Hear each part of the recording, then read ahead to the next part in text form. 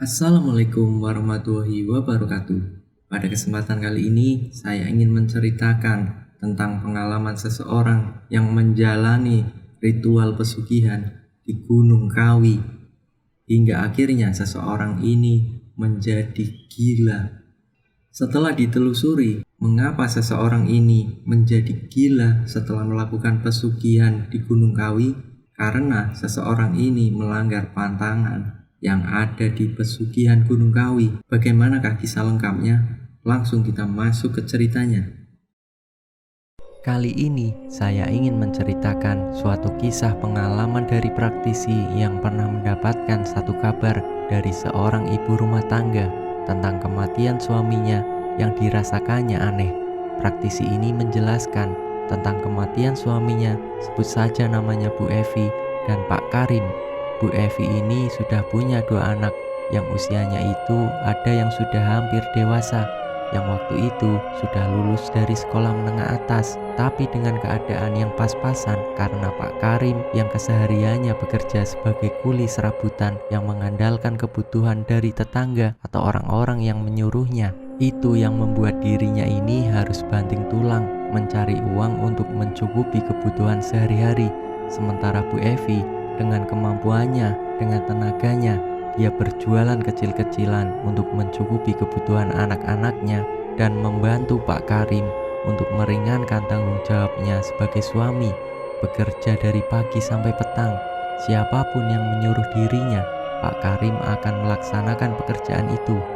Karena Pak Karim sendiri orang yang berpendidikan rendah, hanya lulusan SD saja, dan pekerjaan yang bisa dia lakukan hanya sebagai buruh serabutan. Ada satu waktu di mana Pak Karim ini pernah diajak oleh temannya dan dia pun pamitan ke istrinya, yaitu Bu Evi, untuk pergi bersama temannya. Pak Karim pergi bukan untuk bekerja, tapi pergi ke salah satu tempat yang dimana tempat itu digunakan sebagai ritual pesugihan, karena untuk nama kotanya saja itu sudah jelas, dan apalagi yang mengajak Pak Karim orang yang sudah terkenal dengan kekayaannya. Saat Pak Karim ini sedang istirahat dan mengobrol dengan istrinya, hayalan-hayalan sebagai orang kaya terucap di mulut Pak Karim. Bu, kalau jadi orang kaya pasti enak, bisa punya mobil, punya rumah mewah, gak susah cari uang, segala kebutuhan tercukupi, pasti hidup kita tentram, damai sentosa ya Bu. Bu Evi yang mendengar perkataan suaminya ini merasa aneh, karena sebelum diajak pergi oleh temannya, Pak Karim tidak pernah membicarakan tentang kekayaan, apalagi berhayal seperti itu. Bu Evi pun punya firasat kalau suaminya ini pergi ke suatu tempat yang menurutnya itu tidak baik. Selama 1 minggu setelah Pak Karim ini diajak pergi oleh temannya, Bu Evi ini menasihati suaminya, "Jangan ikut-ikutan yang kayak gitu Pak, itu musyrik. Kita kayak gini sudah alhamdulillah, kita bersyukur dengan keadaan seperti ini. Anak kita yang paling besar pun sudah bisa lulus sekolah, dan anak kita yang terakhir semoga bisa sama seperti kakaknya. Masalah pekerjaan urusan yang di atas, yang penting tanggung jawab kita sebagai orang tua yang membesarkan dan mendidik sebagaimana mestinya. Yang paling penting kita tidak boleh melangkah ke jalan yang sesat Pak." Tapi waktu itu perkataan Bu Evi langsung dibantah oleh Pak Karim. "Tapi ini hal yang sepertinya Bapak kepingin Bu. Ibu lihat sendiri kan bagaimana kehidupan temannya Bapak itu. Dan tadi Ibu kan sempat dengar kalau dia bilang dia bisa menjadi orang kaya itu persoalan mudah. Ya kalau mau jadi orang kaya kita harus bekerja Pak. Tapi kita juga mengukur kerjanya apa. Apa yang sudah kita punya kita syukuri saja Pak. Jangan melakukan hal yang di luar batas. Ingat dosa Pak." Apa yang disampaikan oleh istrinya ini sama sekali tidak didengar oleh Pak Karim. Dia tetap kekeh dengan pendiriannya, karena mungkin secara pikiran sudah terhasut oleh temannya dan tergiur dengan kekayaan yang dimiliki oleh temannya yang didapat dengan cara mudah. Tentang halusinasi kekayaan yang didapat secara mudah, kekayaan yang bisa didapat secara gratis tanpa harus melakukan pekerjaan yang berat seperti kesehariannya, dan kita cukup menyajikan beberapa ekor hewan untuk dijadikan kurban yang katanya tanpa tumbal. Nah, setelah itu Pak Karim ini diajak lagi oleh temannya menuju ke salah satu tempat yang dimana tempat itu akan menjadikan dirinya orang kaya raya asal membawa syarat yang sudah ditentukan. Tapi waktu itu istrinya ini tidak membawakan Pak Karim uang karena dia tahu bahwa tempat yang akan dituju adalah tempat ritual-ritual sesat. Walaupun apa yang dikatakan oleh suaminya ini tidak ada tumbal, tapi tetap saja itu tidak dibenarkan. Walaupun istrinya ini tidak tahu menahu secara keseluruhan agama Islam, tapi setidaknya dia yakin bahwa segala sesuatunya itu hanya milik Sang Pencipta. Tentang jodoh dan sebagainya itu sudah diatur oleh Yang Punya Hidup. Apa yang disampaikan oleh Bu Evi sama sekali tidak digubris oleh Pak Karim. Sampai singkat ceritanya, Pak Karim memaksa Bu Evi agar memberikan uang untuk membeli seekor kambing yang waktu itu harganya di bawah 2 juta. Dengan segala bujuk rayunya, Bu Evi tetap tidak akan memberikan uang ke suaminya. Menurutnya, lebih baik digunakan untuk modal berjualan es untuk biaya sekolah kedua anaknya. Bu Evi ini tetap saja tidak memberikan apa yang diinginkan oleh Pak Karim. Sementara Pak Karim yang menginginkan sedikit modal untuk berangkat bersama temannya ke Gunung Kawi yang tujuannya untuk membeli atau mengganti mahar ritual di sana. Tapi istrinya itu tidak mengizinkan dan tidak memberikan uang dengan alasannya untuk biaya sekolah. Memang dasarnya Pak Karim keras kepala. Dia tetap pergi ke Gunung Kawi bersama temannya. Sejak zaman dulu, Gunung Kawi dikenal sebagai salah satu tempat pesugihan untuk mendatangkan kekayaan secara instan. Pesugihan tersebut dipercaya mendatangkan kekayaan dengan cepat, asalkan mengikuti proses ritual. Proses tersebut melibatkan bantuan makhluk gaib yang konon penguasa Gunung Kawi. Sejumlah syarat dan proses ritual pun dilakukan, salah satunya ritual tapa brata. Syarat lainnya yakni ayam pancawarna, kemenyan, candu, kopi hitam pahit, dan 1 gelas air. Kemudian juga melaksanakan ritual mandi dan mengucapkan mantra khusus. Bertapa selama 9 hari 9 malam yang nantinya akan ditemui oleh sosok penunggu Gunung Kawi, dan sosok itulah yang akan membantu seseorang menjadi kaya raya. Singkat ceritanya, setelah Pak Karim ikut dengan temannya selama 10 hari lamanya, Pak Karim kembali ke rumah dengan perilaku-perilaku anehnya. Pak Karim yang setiap harinya giat bekerja, tidak pernah malas, tapi semenjak itu, setiap kali ada orang atau tetangga yang datang menyuruh Pak Karim untuk bekerja dengannya, Pak Karim selalu menolaknya. Dimanapun dan kapanpun orang itu meminta bantuan, Pak Karim pasti dengan mudahnya menolak. Bu Evi yang mengira kalau mungkin suaminya sedang enggak enak badan atau ingin istirahat sejenak. Tapi setelah 2 minggu kembali ke rumah, sikap dan perilakunya ini semakin menjadi-jadi. Tawaran pekerjaan selalu ditolaknya. Saya ini sedang tidak mau disuruh-suruh, saya lagi butuh istirahat. Bu Evi yang mendapati perkataan tersebut mencoba memahami, dan hampir 1 bulan Bu Evi melihat kelakuan suaminya yang aneh. Dari beberapa teman-temannya, orang-orang sekitar, tetangganya yang meminta bantuan pasti ditolak oleh Pak Karim. Sampai Bu Evi bilang ke suaminya, "Itu pekerjaan kan banyak, kenapa ditolak terus-menerus, Pak?" Saat istrinya bilang seperti itu, Pak Karim entah kenapa langsung emosi. "Itu urusan saya ini lagi pengen jadi orang kaya. Kamu tinggal duduk enak saja, gak usah bekerja." Bu Evi benar-benar bingung dengan kelakuan suaminya ini. Setelah pulang bersama temannya ini, malas bekerja, terus halusinasi seperti orang gila. Yang lebih parahnya lagi, temperamen suaminya ini sulit dikendalikan, yang membuat adu mulut dan bahkan bertengkar setiap harinya. Bu Evi semakin tidak tahu apa yang terjadi dengan suaminya. Anaknya yang paling kecil ini pernah meminta uang kepada Pak Karim. Tapi bukannya uang yang didapat, tapi hajaran dan pukulan yang didapat anaknya Bu Evi. "Mau apa kamu? Mau minta uang? Saya tidak punya uang. Pergi kamu dari sini." Sapu melayang ke tubuh anaknya Bu Evi. Anak kecil yang tidak tahu apa-apa dihajar oleh bapaknya sendiri sampai punggungnya memar dan menangis meronta-ronta. "Sakit, sakit Pak, ampun Pak, sakit." Bu Evi yang memang menyuruh anaknya kalau mau minta apa-apa, minta sana ke bapak. Namun hal itu membuat keharmonisan keluarga Bu Evi hancur. "Anakmu itu salah apa? Dia hanya meminta uang. Kenapa dipukuli seperti ini?" Pak Karim semakin hari semakin tidak terkontrol. Pertengkaran sudah menjadi makanan setiap harinya bagi Bu Evi. Sampai tetangga-tetangga itu mendengar pertengkaran antara Bu Evi dan Pak Karim. Mungkin awalnya tetangganya kaget melihat Bu Evi bersama Pak Karim yang hidup sudah bertahun-tahun tidak pernah bertengkar. Namun ketika mendengar mereka itu bertengkar, tetangga berkerumun mencoba menengahi.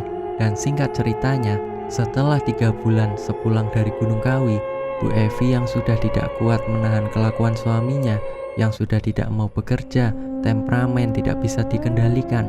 Setiap kali ada masalah, selalu memukul siapa saja, entah itu anaknya atau Bu Evi sendiri.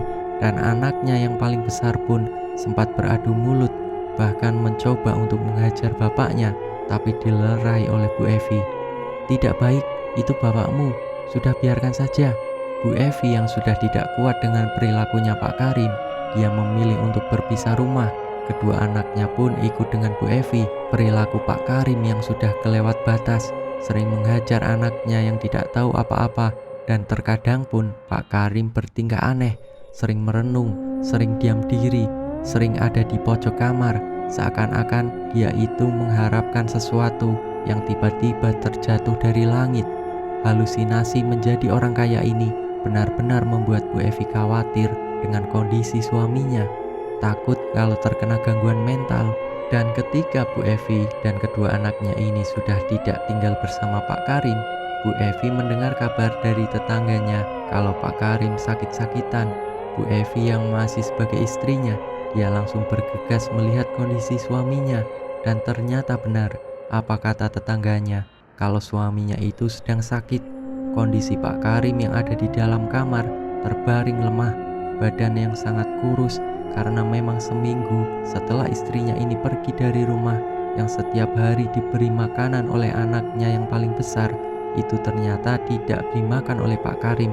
Terbukti ketika Bu Evi ini melihat ada beberapa bekas nasi dan lauk di rumah Pak Karim yang berceceran di lantai. Bu Evi semakin percaya kalau kelakuan suaminya ini sudah seperti orang gila. Sampai beberapa hari dirawat oleh Bu Evi, Pak Karim yang hanya terbaring di tempat tidur ini sempat mengucapkan kalimat-kalimat yang tidak masuk akal. "Saya sudah jadi orang kaya, saya menjadi orang kaya." Hari pertama Bu Evi merawatnya, Pak Karim sudah tidak bisa apa-apa dengan kondisi badan yang semakin hari semakin kurus. Sebelum Pak Karim ini meninggal, setiap Pak Karim pejamkan mata selalu mengigau, "Jangan bawa saya, jangan bawa." Saat dibangunkan kondisinya normal, tapi jika matanya terpejam lagi dan tertidur, "Tolong, jangan siksa saya, jangan bawa saya, tolong, tolong, ampun, ampun." Sampai kedua anaknya bingung harus bagaimana. Kalau dibawa ke rumah sakit pun bingung, karena sakitnya seperti orang gila. Apa yang dialami Pak Karim, Bu Evi sempat diingatkan sama tetangganya kalau suaminya Ibu Evi ini dalam keadaan gila. "Bawa saja ke rumah sakit jiwa," suruh tetangganya. Tapi Bu Evi yang sebagai seorang istri, Bu Evi mendengar apa kata tetangganya, dirinya tidak tega jika suaminya dibawa ke rumah sakit jiwa. "Biarkan saya yang merawatnya Pak, saya ikhlas merawat beliau. Jika di rumah sakit jiwa saya tidak tega melihatnya," ucap Bu Evi kepada tetangganya. 3 hari merawat Pak Karim dengan keadaan tubuh yang lemas, dengan halusinasi menjadi orang kaya. Dengan setiap kali dia memejamkan mata, selalu ketakutan meminta ampun. "Ampun, sakit, ampun, tolong, sakit." Erangan demi erangan pasti terdengar seperti orang yang akan disiksa. Sampai singkat ceritanya, Pak Karim meninggal dunia. Setelah dimakamkan oleh keluarganya, oleh tetangga sekitar, orang tua kandungnya Pak Karim pun ikut bertakziah dan menanyakan tentang apa yang terjadi dengan Pak Karim. "Saya pun kurang paham. Semenjak dia pergi ke Gunung Kawi bersama temannya, Perilakunya aneh, sering kasar dengan anak-anak yang membuat saya pergi dari rumah.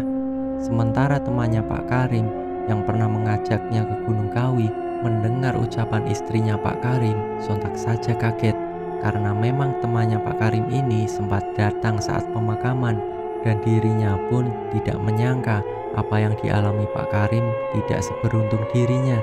Pada kenyataannya Pak Karim seperti orang gila dan bahkan dia pun harus meninggal dunia.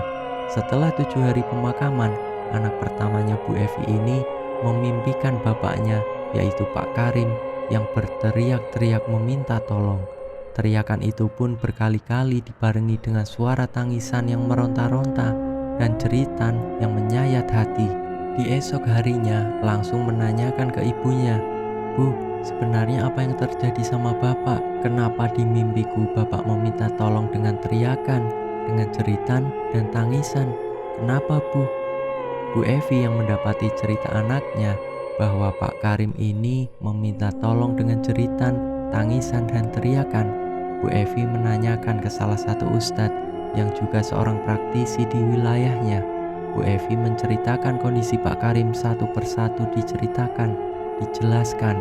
Nah, praktisi itu menyimak dengan tenangnya dan setelah itu menjelaskan, "Bu, suamimu yaitu Pak Karim setelah dia melakukan ritual di Gunung Kawi, seminggu sepulangnya itu ada yang mengikuti dan bukan hanya mengikuti tapi merasuki tubuh suamimu dan sosok itulah yang membuat Pak Karim menjadi temperamen, suka halusinasi, sering melamun, berdiam diri, kadang juga seperti orang gila dan akhirnya meninggal dunia.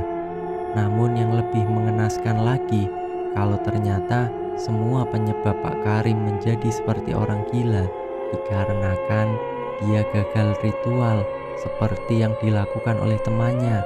Karena memang ada sesuatu yang tidak dilakukan oleh Pak Karim dalam melakukan ritual itu, tidak seperti apa yang dilakukan oleh temannya. Pak Karim sendiri saat melakukan ritualnya, dia tidak membawa syarat yang dikhususkan dan di tengah-tengah ritual Pak Karim berhenti.